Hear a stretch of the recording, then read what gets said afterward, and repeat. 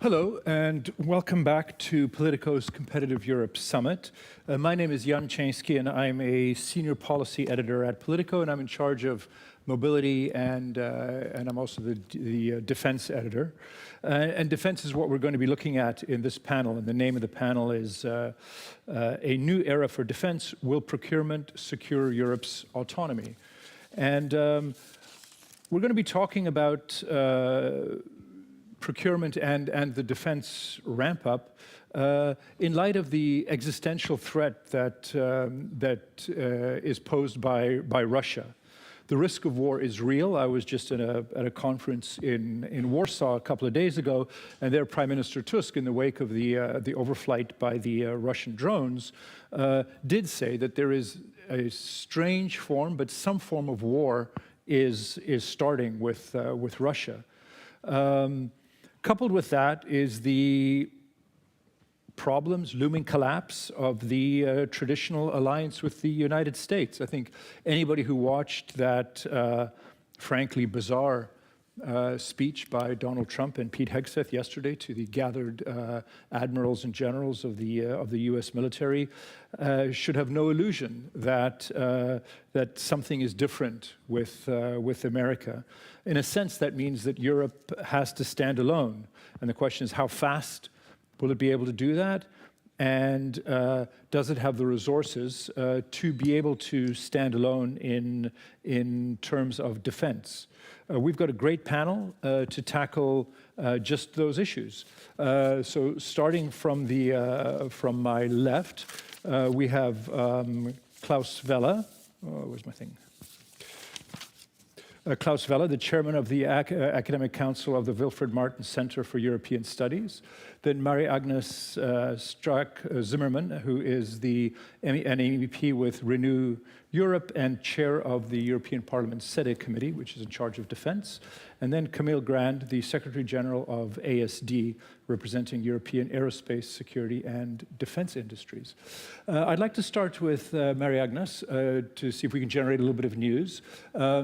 The trilogues are ongoing on EDIP, the $1.5 billion injection into the European defense industry. Can you bring us up to speed? The hope was that this would be resolved in the next few weeks. Are we reaching that, and what are the big stumbling blocks to getting there? Thank you very much. First of all, I need more sunglasses than... it's very bright. Yeah, it's very bright, but it's okay. I think this topic is a bright one. So anyway, we are on a good way after 2 years. I mean, for me, I'm here now for 1 year, and EDIP, it's not a new idea. And now I would say we are really close by to have a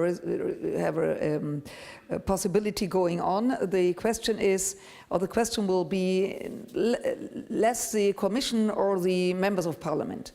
And especially in our Security Committee, we are 42 colleagues from many different countries, but we are really close, without 2 persons, but anyway, sorry that they are from Germany, but it could happen. Nevertheless, the thing will be what the Council will do, because we know the Council, there are 27 countries. So the ambassador of Denmark, he has really a job to do, but I'm really optimistic because, very simple, we could see what happens now. And there is no discussion anymore. Is it a dangerous situation? What could be happen? Oh, come on! It's not so worse. Be cool and stay calm. No, the reality arrived 3.5 years ago, but now it's really arrived Europe, in the heart of Europe. And so I'm optimistic that we will find a solution. And so it's very important not only for the big countries.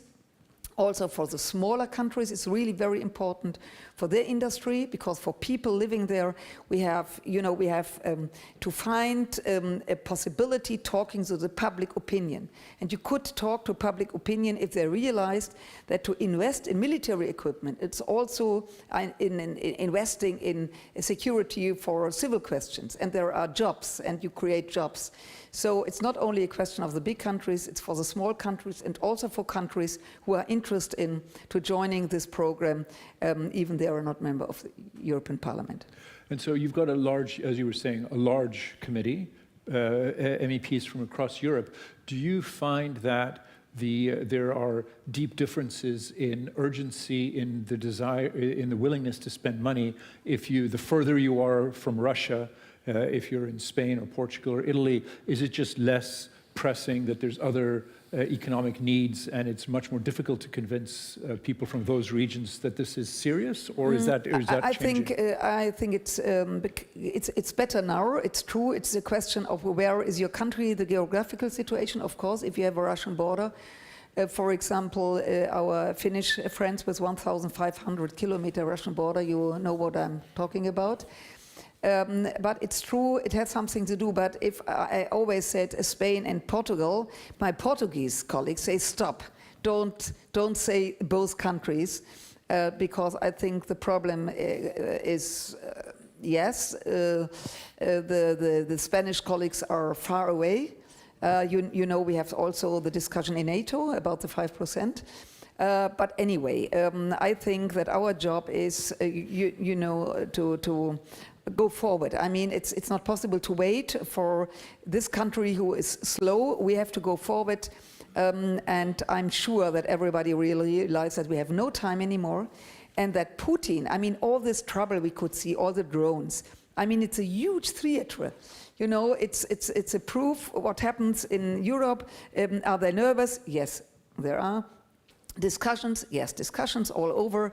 But first of all, it's a test if we are really able to fight against this kind of drones, for example. And it's really terrible because, you know, we know as politicians who are working in this security topics for years, it's not a new thing. We have in Germany, all over in Europe, when we educate Ukraine soldiers, all over drones. I mean, it's not a new thing, but now there are many of them, and we find a solution. So this pressure, it's very important for us to realize that we have to react, and I'm positive because, you know, if somebody says, take your time, then he really doesn't see what happens and what's going on.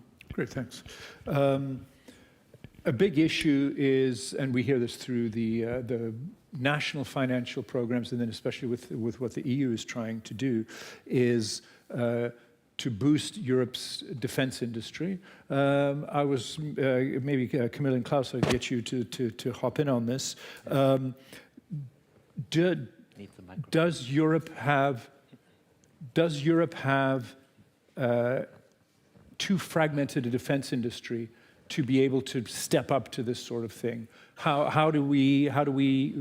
procedures do we use to ensure that there's better cooperation among member countries and to better integrate the defense industry to be able to do that? My view is that, and we've been working on this with the Martin Center over the last 2 years, cooperation we've had for a very long time, but what we really would need is an internal market for defense products. And there's a study from the European Parliamentary Research Service, I think from 2023, saying that we are wasting 30% of expenditure because we don't have an internal market on defense. So if I take the German figures, now in this budgetary year, the expectation is 80 billion for procurement, 30% wasted is 25 billion euro. We can't do that anymore. And honestly, if I would be the French state president, which fortunately for me and for France, I'm not. But if I would be the French state president, this is the time to take an initiative, speak to Friedrich Merz and say, let's create that single market in defense. Because otherwise we will have a building up of the German defense industry, which is maybe not good also from an overall European perspective. So France could profit, the other ones could profit, Germany would spend much less, and Europe would profit because we have more integration. Maybe to add to this a few things. I mean, first of all, indeed, and Klaus was alluding to this, one of the problems is the fragmentation of demand. So there is a bit of a back and forth there of saying industry is too fragmented when the demand is fragmented. So we have 26 militaries, 30 if you count the NATO environment, that each come with their requirements, and sometimes it's a bit ridiculous to see how those requirements are diverging on things that should be very, very straightforward. And I think this is one element. Then some form of consolidation of industries has already happened in several domains. It's also taking place. I think if we can, the issue is to strike the right balance between some healthy competition, which is, I think, good for the customer to be offered a range of products and a range of options, and some consolidation of that offer so that we don't have multiple programs running. I would just inject maybe a dose of caution on some of the numbers that are floated sometimes, because when people say we have 10 times more tanks than the US, it often confuses legacy equipment, current production, and all of that. I think it's not as clear-cut as it is. So I think it's really important to be very accurate, and there are enormous nuances depending if you're talking about the naval sector, the aerospace sector, the land sector, and where there, in some instances, there are clear European champions that already exist. In others, we still see a fragmentation with each country or each country with some solid defense industry wanting to preserve their national champions. So politically, that's a big issue. And if you've got, I was talking to the chairman of Saab in Warsaw a couple of days ago, and so his line on cooperating on any big multinational next generation fighter jet programs is that Saab has to retain the ability to be a final producer of an OEM of jets. That's logical from the Swedish and Saab viewpoint, perhaps less logical from a European viewpoint. So how do you go about ensuring there's going to be winners and losers on that sort of thing? So how does that get finessed politically for European interest to override national interest? No, I mean, that is a very interesting case, because if you look at the number of players that are capable of producing a fighter jet in Europe, you have, two, three maybe, depending on how you count. That's the same thing in the US, by the way. So it's not as if we were horribly not integrated and so on. So at the moment, we do have two or three, also if you bring in the UK into the equation, we have two or three major primes that are willing and capable of doing this. So the issue is, how do you build cooperation in that particular context? Retaining know-how is sometimes a demand from the states. It's often a demand from the companies as well to make clear that they want to keep that ability, and that is absolutely fine. The issue is, how do you move from there into major projects of cooperation once you move forward?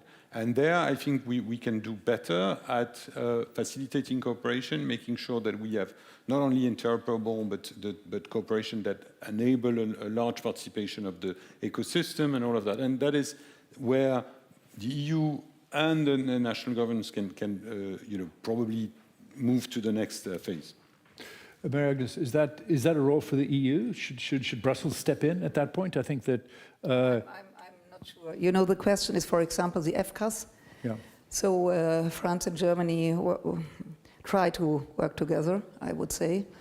It's not so easy to work together, that's the reality. And to build or create a new fighter generation, you just said it, Germany and France, France and Germany, on the other hand, Sweden and Great Britain. I mean, it's really unbelievable.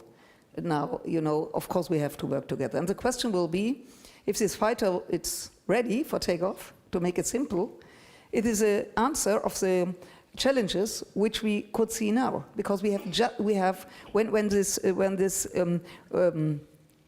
project started, how many years ago? 10 years. 10 years, yes, 10 years. So and then you could see what happens in Ukraine. You could see that we have huge problems in question of drones. 10 years ago, drone was definitely no topic. Now we could see, and the first time when we saw it was in the war Azerbaijan Armenia, and you could see that this weapon make a decision. So we now find a way, but how could I say, we have to realize that maybe sometimes, I wouldn't say it, sometimes you have to stop something and you have to find a new idea, because we have a totally different situation if you compare it 10 years ago. In all fairness, the FCAS had and still has a very strong dimensions of having it's a future combat system. It has a whole dimension of unmanned systems that accompanies the fighters and all of that. So I think it's cooperation is always challenging and can be very difficult. There are ups and downs in the cycle of such a project, but I think but those long-term engagements, and whether we're looking at any producer, and Europe makes no exception for that, those are multi-year and probably decades projects over time. What's important is to make sure that the projects can evolve over time, can incorporate new technologies and build up the next generation of capabilities. And this is where I think the industry is capable of delivering this. Do we need to be more agile as the customer, as the industry? Certainly, yes. But I think it is sometimes we have to maybe distinguish those projects where we need to be very fast in developing the technology for literally today, and those much longer term commitments which are building up on R&D, on the future. And when you design, whether it's a fighter jet or a air combat environment, or whether you design a naval platform that will be in service in 30 years from now, what is the most critical part is to allow its evolution over time and all of that. And that is of course very demanding in terms of cooperation. Klaus, you talked about an internal market for defense products. Again, we're sort of running into here, we're hearing the issue of who makes the decisions and how you get countries to coordinate. So if there is success in creating more of an internal market on defense, who should be in the driver's seat for those big defense projects? Is it national capitals? Does the EU play a role? How do we ensure that this sort of happens successfully? Yeah, you see, this cooperation, coordination, that's the method how we have been doing things up to now. But I don't think they have been very successful. There's a recent paper out by POLITICO and Guntram Wolf on procurement in Germany, and the answer is 50% goes just to German companies, 35% to companies which are co-owned by Germans, 15% to the US, and 0.5% to the European Union. I don't know whether the figure is right, I'm not a scientist, but that's what they say, and they have a procurement tracker, which is live tracking the procurement done by all the states. So that's why I think we need to change of method. We need a market, we need to open up for market. We should have European procurement, also in the defense sector, because probably we will need it. And when I listen to people from the German Ministry of Defense, they don't have very polite words to say about their French colleagues. And when you listen to French people from the Ministry of Defense, they don't have very polite words to say about the German colleagues. So I think we are coming to the end of this kind of things, because simply we need speed, and that is not producing speed. We are too expensive, we are too slow, and we are producing too small numbers. We are not scaling. Yes, we can speak about Gripen, but how many Gripen are delivered every year? We're in the single digit, if I know this correctly. We don't have this luxury anymore. We are, as it has been said, we are living in kind of pre-war times. We hope not, but all the indications are. So I think we need a quantum leap, and that would then not be about coordination. That would be about the market. And I'm interested in getting a sense of where America fits into this. Traditionally, America has supplied more than half of Europe's defense purchases have come from the States.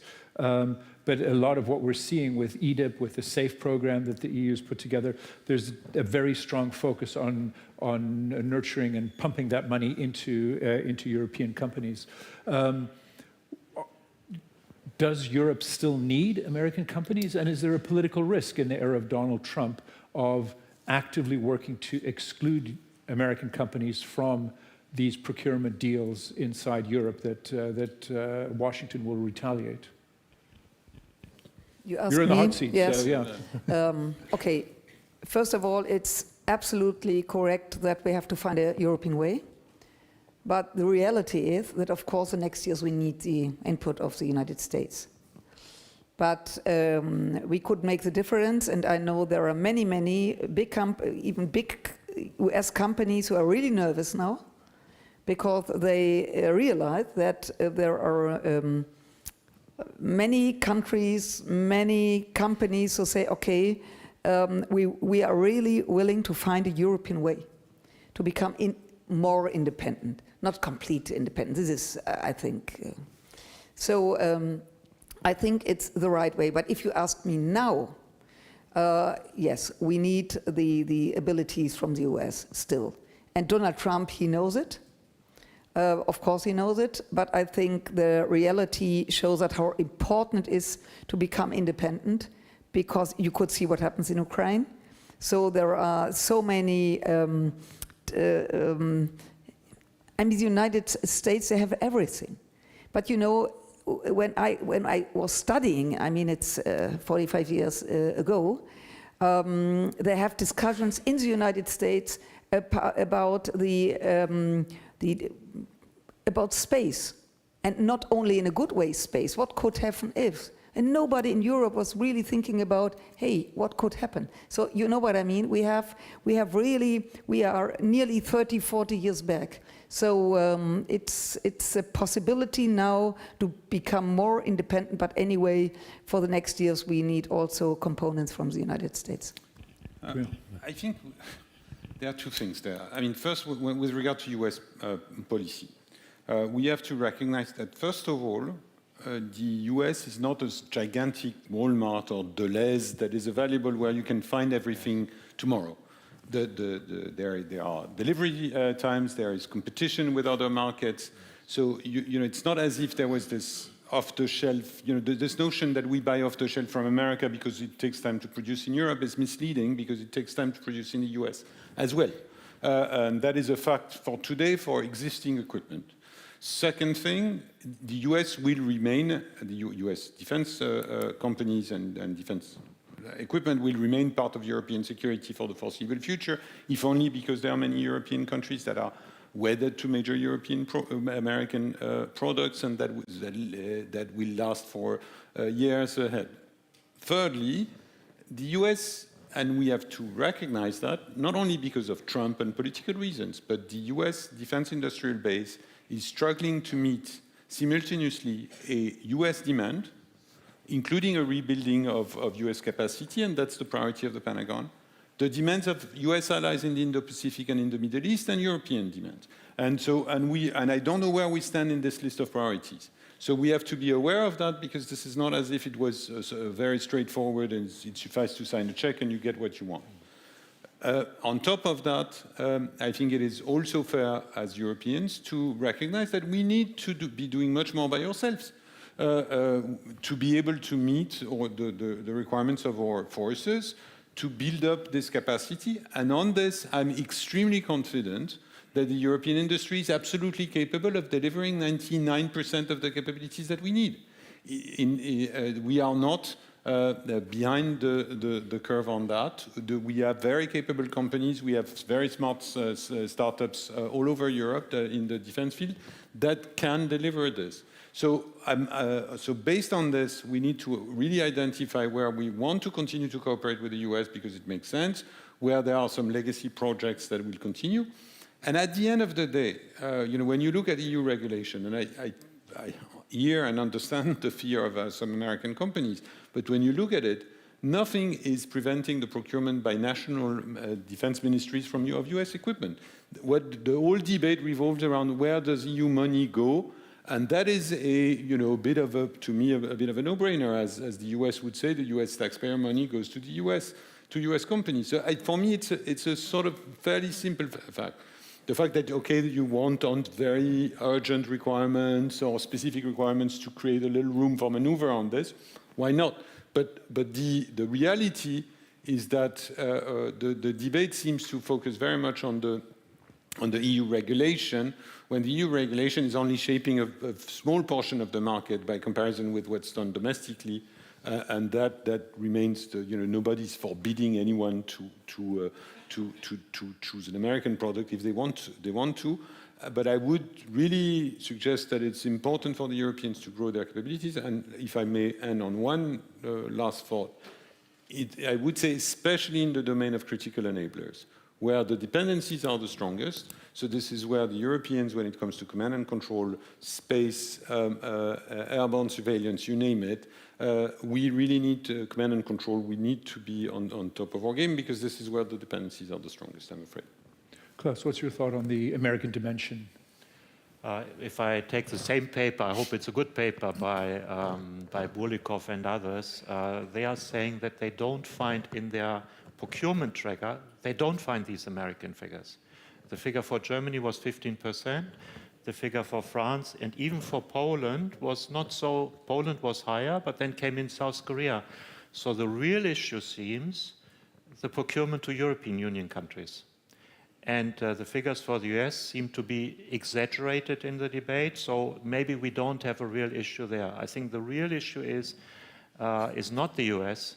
The real issue, how are we procuring among ourselves outside the national arena? And there, this figure they have at least of 0.5% for Germany is absolutely striking. But I agree fully with Camille. We have the possibilities in Europe. We just have to use them. But when we have a look at how much is being built up in capacity, the one company who has really built up capacity in advance is Rheinmetall. They have more than 40% of their additional staff. The other companies are between +10 and -10%. So we are not yet creating the capacities we need to fulfill the needs we have in the military.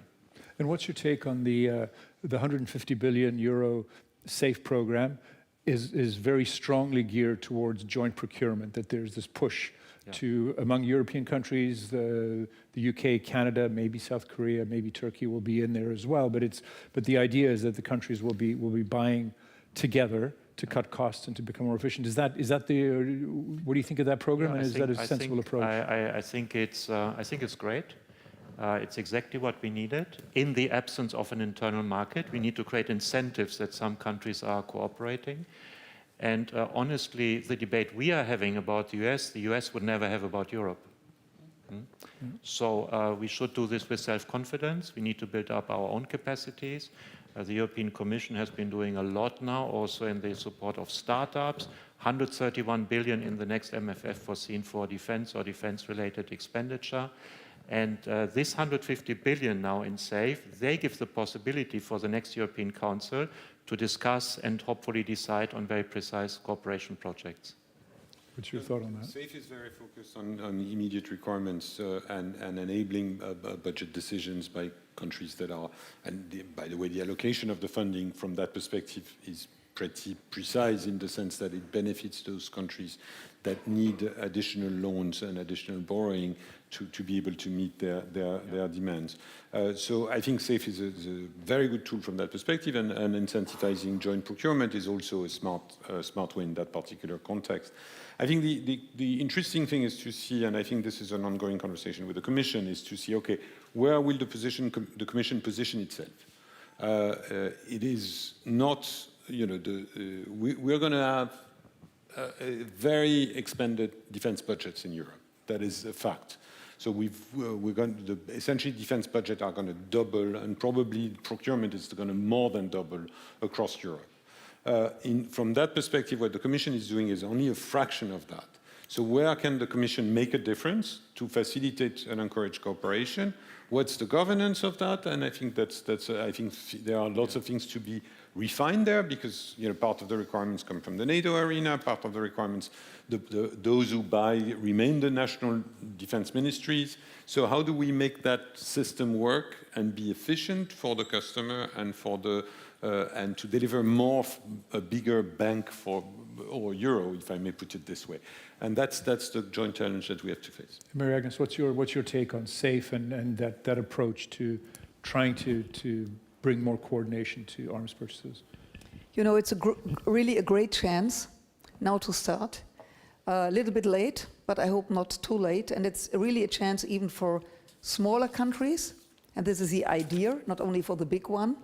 I mean, if you see the big one in big countries, it's not a question to find money, but for the smaller countries. And again, it's very important for smaller countries because they have to explain their public what's going on. And if the public realized that to invest in military equipment, it's not because we are looking and, you know, happy, wow, there is war, so that it's important to protect people. And on the one hand and on the other hand, there are new jobs, new possibilities, so it's really important that we find a way working together. Let me say, I'm a little bit optimistic, and I think in these times it's a lot. We're almost out of time, so I'm going to ask one question with a one-word answer, please. Are we doing this fast enough to fend off a potential Russian threat? So we'll start with Klaus. Only if the US remain reliable, which we don't know. Agnes? We have to speed up, absolutely. No discussions. Okay, sorry, second word. Of course, we have to speed up, but I think we also have to recognize that we have a window of a few years, and this is where we need to speed up, and this is what the military commanders are telling us. Super. Thank you very much to the panel, and I think really sort of chewing into a crucial issue which we'll be talking about for many, many years to come, because I don't think this threat that we're facing is going to go away at any time soon.